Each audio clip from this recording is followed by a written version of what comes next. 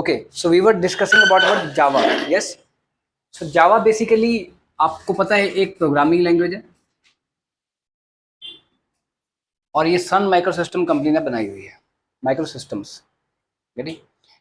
और अगर ये प्रोग्रामिंग लैंग्वेज है, जैसे आपने सी पढ़ी हुई है, सी प्लस प्लस पढ़ी हुई है, देखो if you will do Java without learning C and C plus plus, ऐसा नहीं है कि वो सीखी नहीं जा सकती, पर दिक्कत ये होगी कि फिर वो लंबा काम हो जाता है, क्योंकि उसको जिसने सी में पढ़ा, वेरिएबल्स पढ़े, लूप्स वगैरह पढ़ी, वो सारी फिर से मतलब शुरू से फिर से सिखानी पड़ेंगे।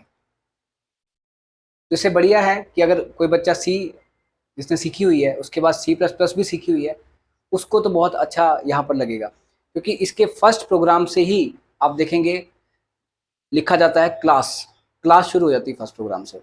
तो हमने एक डिस्कस किया था ऑब्जेक्ट ओरिएंटेड के बारे में। सो what is object oriented? Object oriented का मतलब क्या है? ऑब्जेक्ट ओरिएंटेड प्रोग्रामिंग कहते हैं हम, ठीक है ना। So why we call it as object oriented programming? The language और the programming which is oriented by the objects. Oriented मतलब उस चीज से डील करने वाला, सराउंडेड बाय। जैसे सपोज हम कई बार यूज करते हैं word result oriented, means the person is always thinking about what result और working on what results.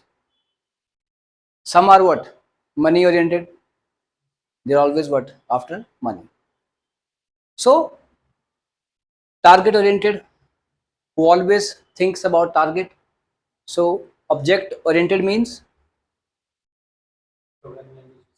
which deals with objects. That is object oriented programming. Getting? So, अब यहाँ पर क्या है कि जो ऑब्जेक्ट ओरिएंटेड प्रोग्रामिंग है, ऐसे सी प्लस प्लस भी है और जावा भी है। जावा को कहा जाता है pure object oriented programming language. पर पहले ये तो सीखें कि हम किसको बोलते हैं ऑब्जेक्ट ओरिएंटेड। अब ऑब्जेक्ट क्या होता है बेसिकली, अगर हम इसको छोड़ो प्रोग्रामिंग लैंग्वेज को, हम रियल लाइफ में आ जाते हैं। कोई भी चीज, कोई भी जो ऑब्जेक्ट जिसको हम बोलते हैं कि ये ऑब्जेक्ट है, क्या हम ऑब्जेक्ट है?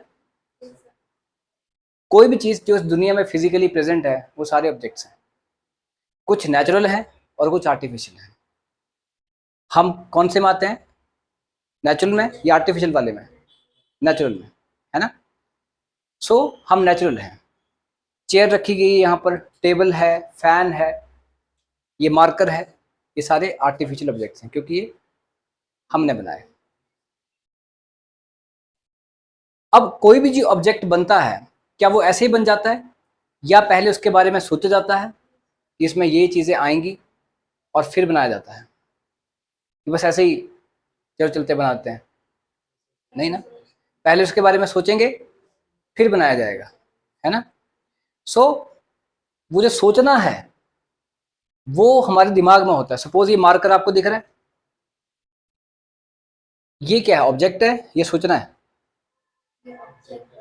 अब मार्कर आपके सामने नहीं है, क्या दिमाग में फोटो बन रही है मार्कर की? उसकी बन रही है, वो उसका सोचना है। जब तो पहले मार्कर बना होगा कि पहले दिमाग में आया होगा?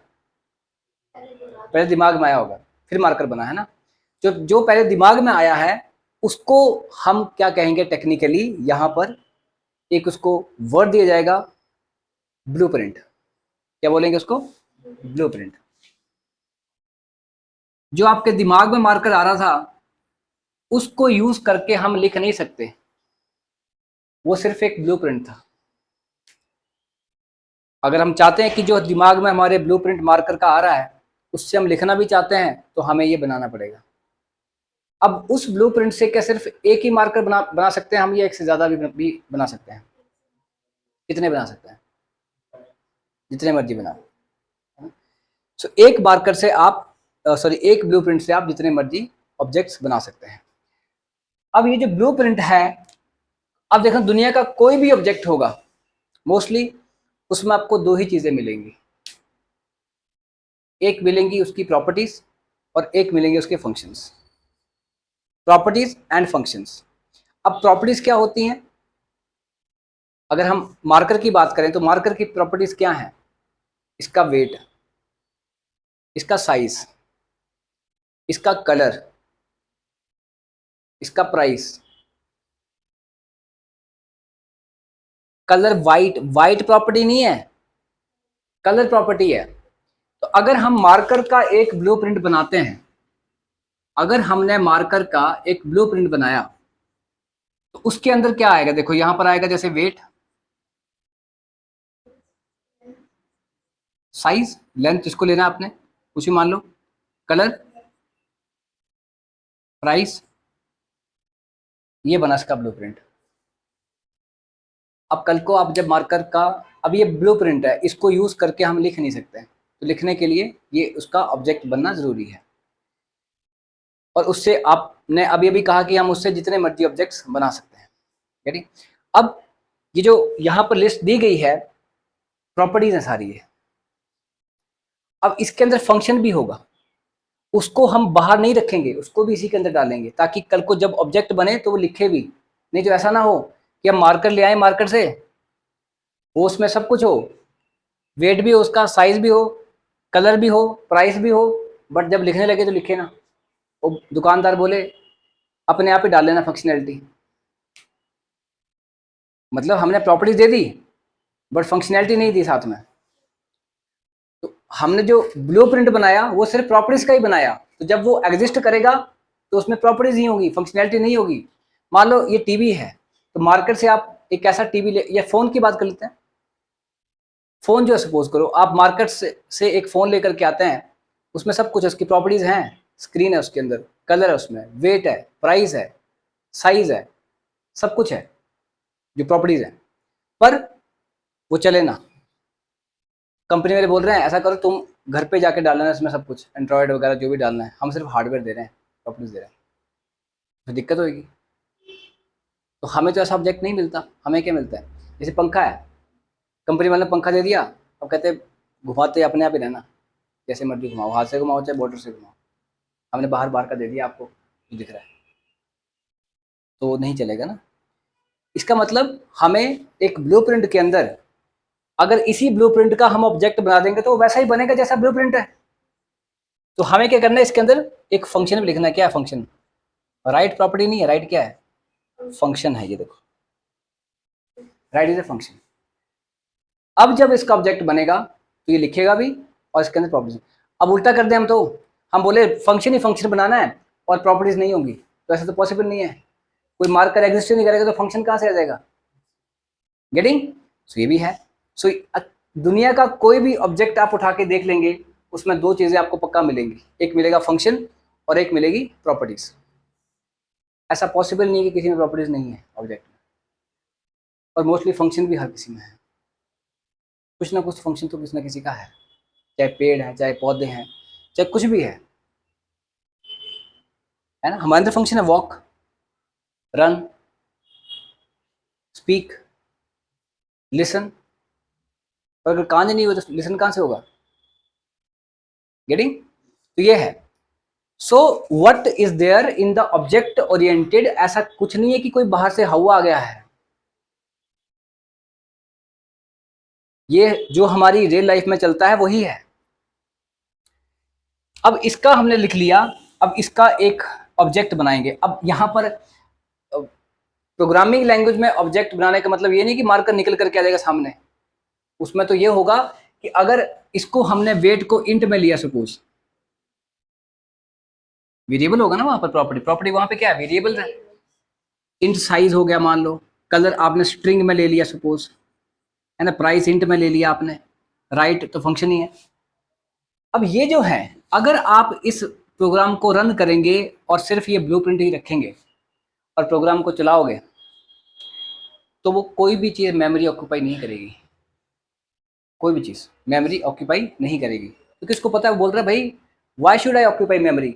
मेमोरी ऑक्यूपाई जो है, जो करने का मतलब क्या है कि वेट जो है उसको एक उसका उसका वेरिएबल बनेगा। जैसे आपने सी में देखा होगा अभी तक कि जब आप इंट नम लिखते हैं मेन फंक्शन के अंदर, तो उसको मेमोरी स्पेस मिलता है, पर इसको नहीं मिलेगा। अगर मैं यहाँ इंट नम लिख दूंगा उसको नहीं मिलेगा, क्योंकि वो बोल रहा है भाई ब्लूप्रिंट है, कैसे स्पेस दे दूं? क्योंकि ब्लूप्रिंट एग्जिस्ट नहीं करता। तो आपको क्या करना पड़ेगा, इसका ऑब्जेक्ट बनाना पड़ेगा। जैसे ऑब्जेक्ट बनाएंगे तो उसको मेमोरी स्पेस मिल जाएगा। अब जो ब्लूप्रिंट है उसको टेक्निकल नाम क्या दिया गया है यहाँ पर, और ऐसा नहीं है कि किसी ने देने वाले ने गलती नाम दे दिया है, ऐसा पॉसिबल नहीं है, क्योंकि पूरा वर्ल्ड देख रहा है। तो उसने जो नाम दिया होगा वो सोच समझ के ही दिया होगा कि क्लास क्यों बोला गया इसको, क्योंकि क्लास क्या होती है, एक ब्लूप्रिंट आपके दिमाग में। आपने बहुत बार ये वर्ड सुना है, class, upper class, middle class, elite class, this class, है ना। You have listen this word so many times, 9th class. So वो क्या है, क्लास क्या है, द कैटेगरी जो आपके दिमाग में डिफाइंड है। At this time I am या you are a learner class, this is marker class. तो क्लास एक ही बार बनती है, उसके ऑब्जेक्ट्स जितने मर्जी हो सकते हैं। जैसे ह्यूमन भी एक क्लास है, डॉग भी एक क्लास है, चेयर हमारी बनाई गई आर्टिफिशियल क्लास है, इंसान की बनाई हुई चेयर क्लास है। फिर तो ये जो चेयर है, फिर ये जो रखी गई है, फिर ये क्या है, अगर चेयर क्लास है तो फिर ये क्या है, ये चेयर नहीं है, ये उसका ऑब्जेक्ट है, ये चेयर का ऑब्जेक्ट है। तो फिर हम ह्यूमन नहीं है, हम ह्यूमन नहीं है, बट हम ह्यूमंस के ऑब्जेक्ट्स हैं। क्लास तो ह्यूमन की एक ही है फिर। सो ये चलेगा, ठीक है। So weight, size, colour, price, right, ये मैं उन बच्चों को बता रहा हूं जो जिन्होंने C++ सीखी हुई है, ये उनके लिए है। जिसने नहीं सीखी है उसके लिए नहीं है ये, नहीं। अब नेक्स्ट कम्स विद व्हाट, कि भाई प्रोग्राम में कैसे लिखेंगे हम।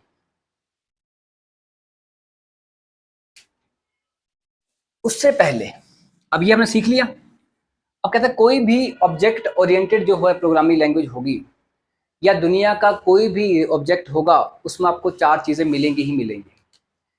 जिन्हें कहते हैं फीचर्स ऑफ ऑब्जेक्ट्स ओरिएंटेड। पहला मिलेगा encapsulation, second abstraction, then inheritance,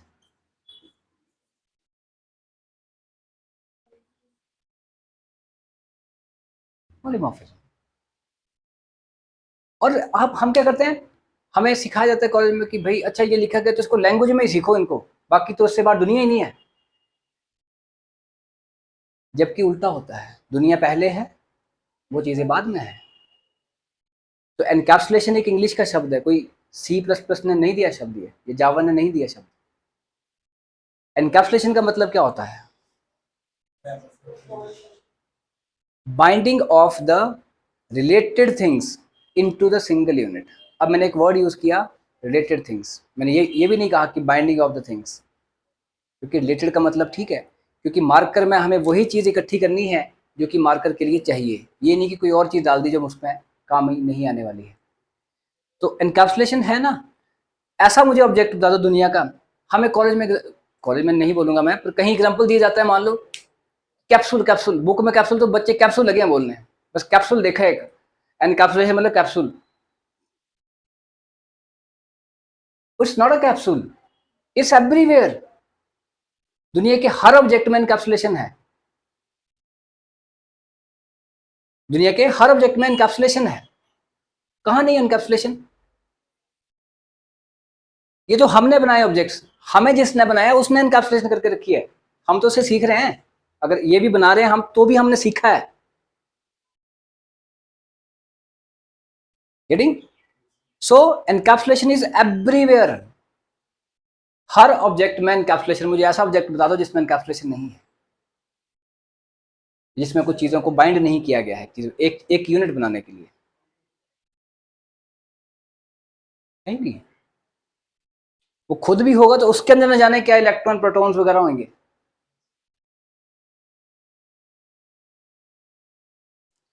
और अगर सिंगल एटम भी होगा तो भी उसके अंदर और न जाने क्या क्या चीजें हो सकती है जो हमने अभी नहीं पढ़ी होंगी। तो the thing is that encapsulation is existing everywhere. और अगर ऐसा है तो अगर हमारे केस में एनकैप्सुलेशन क्या हो सकती है एक्चुअल में, the binding of what properties and functions together. अब मैं जावा लैंग्वेज की बात नहीं कर रहा। So binding of what? Properties and functions. Properties और फंक्शंस को इकट्ठा रख, जल्दी वीडियो। प्रॉपर्टीज और फंक्शंस को इकट्ठा कर देना, उसे हम क्या कहते हैं? इनकैप्सुलेशन। नेक्स्ट आता है एब्स्ट्रैक्शन। और इसको ये लिख भी लेना आपने, इनकैप्सुलेशन क्या है कि binding of the related things in a single unit. Binding of the related things in a single unit.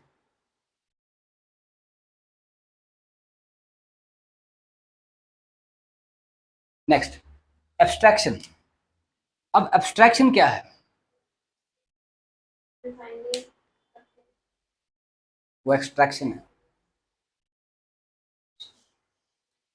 Abstraction होती है, ये भी दुनिया के हर ऑब्जेक्ट में पाई जाती है ना? What is abstraction? Hiding the complexity and showing only the essential features.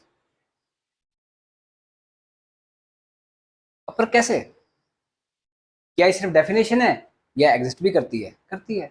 दुनिया के हर ऑब्जेक्ट में एब्स्ट्रैक्शन होती है। अगर हमारी स्किन निकाल दी जाए तो अंदर न जाने क्या क्या होगा। तो खाना खाएंगे सब दिखेगा कैसे कैसे डाइजेस्ट हो रहा है, क्या हो रहा है ना? That is encapsulate, sorry that is abstracted. Encapsulation भी है हमारे अंदर ही, क्योंकि सबको इकट्ठा रखा गया है, एक यूनिट बनाया गया क्या ह्यूमन। और एब्स्ट्रैक्शन भी है कि अंदर क्या हो रहा है। अब हम कैसे देख रहे हैं, हमें क्या लेना देना भाई, हम देख रहे हैं बस, सुन रहे हैं। हाँ, मैं ये नहीं कहता कि जो जिसने वो सारी पढ़ाई जो है जो कर ली है उसकी साइंस के बारे में या जो मेडिकल के बारे में, उसको नहीं पता होगा। उसको पता होगा। जिसने गाड़ी का इंजन बनाया उसको तो पता ही है। और जो नॉर्मल गाड़ी चला रहा है, स्कूटी चलाते हैं आप, तो उसका कैसे ब्रेक कैसे लगती है उसकी, या वो तो ऐसे लगती है, अंदर क्या होता है, कैसे ब्रेक ऐसे करने से टायर रुक जाता है, नहीं पता ना? एब्स्ट्रैक्शन कि यूजर को वो चीज़ दिखाना जो कि बस वो यूज़ करना चाहता है, उसको लिए फायदा। बाकी कॉम्प्लेक्सिटी मतलब जो पेचीदापन है वो पीछे रख देना, उसको सामने लेके नहीं आना। गेटिंग? ऐसे हर ऑब्जेक्ट में होता है। इस मार्कर तक में है कि कैसे लिख रहा है, कैसे ये इंक इसके अंदर से यहाँ पर आ रही है और हम लिख पा रहे हैं। हाँ, जानना चाहोगे तो जानोगे, वो तो जानना ही है। जो कुदरत है उसने हमें आज तक हर चीज़ एब्स्ट्रैक्टेड दी है, तो हमने काट काट के देखा उसको। कुदरत ने कोई भी चीज़ हमें बिना एब्स्ट्रैक्शन के नहीं दी है। पेड़ एब्स्ट्रैक्टेड दिए हैं उसने, हमको एब्स्ट्रैक्शन में दिया है। तो खुद हम ह्यूमन रेस को आगे लेके जाने के लिए सिर्फ वो कर रहे हैं, तो इसको तो फर्क नहीं पड़ता ना। तो ह्यूमन रेस आगे लेके जाने की, भाई कल को कोई बीमार हो तो उसको पता लग जाए कि क्या बीमारी है क्या नहीं। ये है। So this is what basically abstraction. तो कहाँ नहीं है एब्स्ट्रैक्शन? हर जगह एब्स्ट्रैक्शन। फोन में एब्स्ट्रैक्शन। और ये तो हमने बनाया, मैं तो इन तक पहुंचता नहीं, क्योंकि मुझे पता नेचर ने सब कुछ पहले से ही करके रखा है, हम तो सिर्फ कॉपी कर रहे हैं। गेटिंग? तो क्या है? हाइडिंग दी कॉम्प्लेक्सिटी।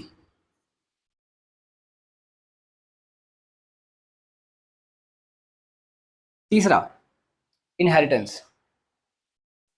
अब ये इनहेरिटेंस क्या है? अब ये इनहेरिटेंस क्या है? इनहेरिटेंस का मतलब है, ये भी हर जगह होती है, ओल्ड प्लस न्यू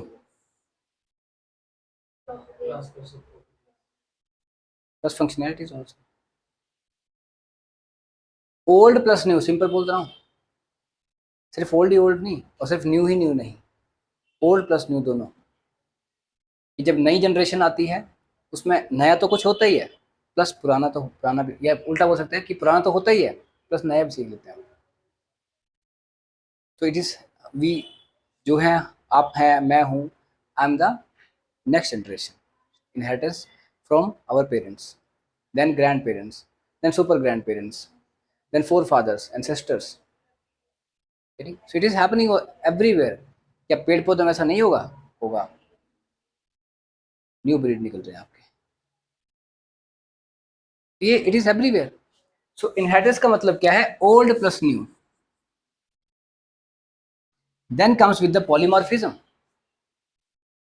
पॉलीमॉर्फिज्म ये क्या है? एक ग्रीक वर्ड है।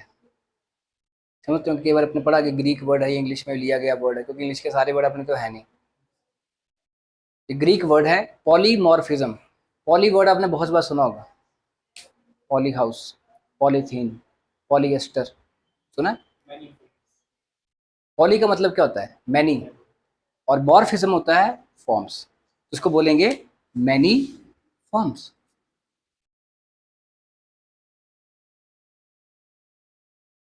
कहता है कि भाई एक ऑब्जेक्ट जो है उसकी डिफरेंट फॉर्म्स हैं। जैसे ये मार्कर है सपोज, अब इसकी डिफरेंट फॉर्म कैसे हैं? आप इससे अभी जावा सीख रहे हैं, मैं जावा पढ़ा रहा हूँ, कल को इससे कोई और काम करने लग पड़ूंगा, कोई और लैंग्वेज सिखाऊंगा, कल कोई और, अब मार्कर तो एक ही है। गेटिंग? कभी मैं इस व्हाइट बोर्ड पे लिख रहा हूँ, कभी उस पर लिखूंगा, कोई भी है। जैसे चेयर पे बैठा है, कभी वो 10 किलो का भार आ रहा है उस पर, कभी 50 का, कभी उस पर आप बैग रख रहे हो, कभी उस पर फ़ोन रख रहे हो, पर है तो वो चेयर ही है, उसकी फॉर्म आपने अनेक बना दी है। स्कूटर पे चलते हो जब, वो 2 आदमियों को बिठाने के लिए बना है, आपने 3 बिठा दिए, आपने उसकी फॉर्म ही बदल दी। कार में वैसे 4 अलाउड होते हैं क्योंकि सीट बेल्ट देखना 4 ही होती है, आपने 10 बिठा दिए तो 7 बिठा दिए, तो भी आपने उसकी फॉर्म बदल दी। It's everywhere. अभी आप लर्नर हो, कहीं सन भी हो, कहीं फ्रेंड भी हो, you are having different forms. So every object is having many forms. ये चारों के चारों फीचर्स याद रखना, इन्हीं पे ही पूरा का पूरा जावा टिका है, और कोई भी ऑब्जेक्ट ओरिएंटेड इन्हीं पे ही चलेगी, इसके अलावा बाहर जा नहीं सकती उसके, इसलिए ये मेन उसके फीचर्स हैं। गेटिंग?